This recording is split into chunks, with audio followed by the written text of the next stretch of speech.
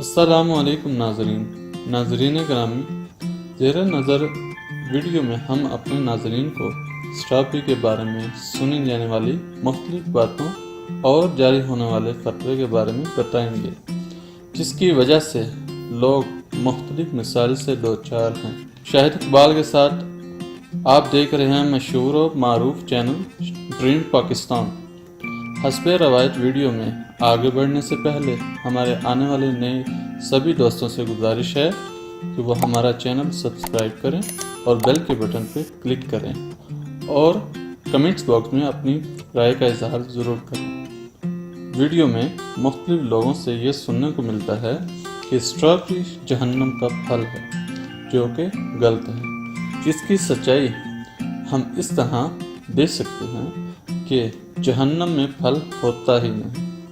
جہنم میں پھل ہوتا بھی تو اس کی مثال ہم یوں دے سکتے ہیں کہ جہنم میں تو پتھر اور لوہا بھی پایا جاتا ہے، جو کہ ہم اپنی ضروریاتی زندگی میں عام استعمال کرتے ہیں۔ پتھر جہنم میں پایا جاتا ہے، لیکن ہم ضروریاتی زندگی میں عام استعمال کرتے ہیں، لیکن اسٹرابیری تو جہنم میں ہے ہی نہیں۔ قرآن اور حدیث میں کہیں بھی نہیں ثابت کہ اسٹرابیری جہنم کا پھل ہے، بلکہ اسٹرابیری بہت اچھا اور مفید پھل ہے، جس سے ہم اپنی مختلف بیماریوں کے لیے استعمال کرتے ہیں۔ تو میری آپ لوگوں سے گزارش ہے کہ کسی بھی قسم کی کوئی بھی بات بنا تصدیق کے اس پہ عمل مت کریں۔ شکریہ۔